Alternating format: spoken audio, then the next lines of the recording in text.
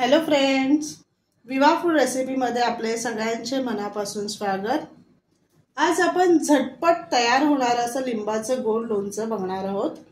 आता सर्व झंझट संपून जाणार आहे।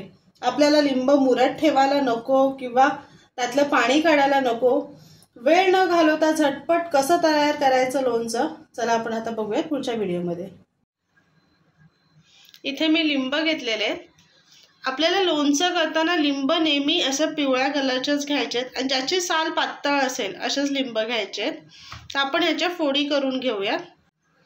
आता आपल्याला लिंब असं कट करून घ्यायचे आणि एका लिंबाच्या 8 फोडी करायच्यात आपल्याला। ते अशा पद्धतीने आपल्याला ते फोडी करून घ्यायच्यात।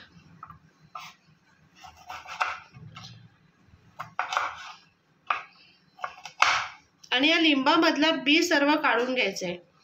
जर बी ठेवलं तर लोणच्याला कडवटपणा येतो। अशा पद्धतीने मी सर्व लिंब कट करून घेते। इथे मी लिंब बघू शकता पूर्ण कट करून घेतलेली आहेत। आता त्याच्यामध्ये मी साखर टाकून घेते। मी 1/2 किलो साखर टाकून घेते। त्याच्यामध्ये मी काळं मीठ टाकून घेते, जीरा पावडर।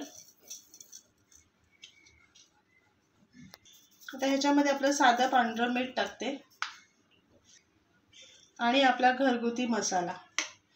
आता हे मी पूर्ण मिक्स करून घेणार आहे। ते व्यवस्थित आपल्याला मिक्स करून घ्यायचे आहे।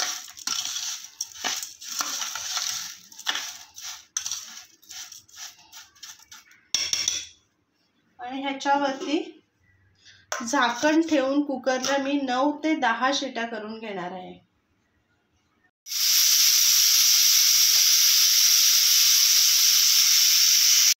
इथे कुकरला मी 10 शिट्या घेतलेल्या आहेत। बघा मस्त शिजलेले आहेत। इथे बघा पूर्ण असं सॉफ्ट झालेले आहेत। आता ह्याच्यातलं पाणी आणि हे लिंबाच्या ज्या फोडी आहेत त्या आपल्याला अशा वेगळ्या करून घ्यायच्या आहेत। अशा पद्धतीने आपण वेगळा करून घेऊयात।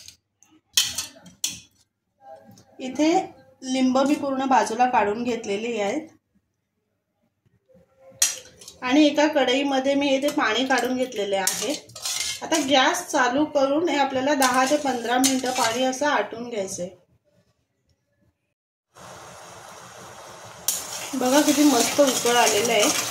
आता याला जोपर्यंत पाक सुटत नाहीये, जी तार सुटते चिकटपणाची ती येत नाही तोपर्यंत आपल्याला ते असं उकळ घ्यायचं आणि असं हलवत राहायचं, ना तर ते खाली लागेल। असंच 2-2 मिनिटांनी हलवत राहायचं। इथे बघा आपला पाक तयार झालेला आहे। किती मस्त घट्ट झालेलं आहे आणि तारा पण सुटायला लागलेल्या आहेत। हे बघा किती मस्त झालेलं आहे। आता ह्याच्यामध्ये आपल्याला ज्या आपण फोडी बाजूला काढून घेतलेल्या आहेत त्या टाकून घ्यायचे।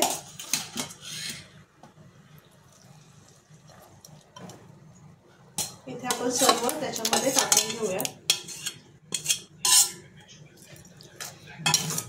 आणि गॅस बंद करून आपल्याला ते थंड करायला ठेवायचे।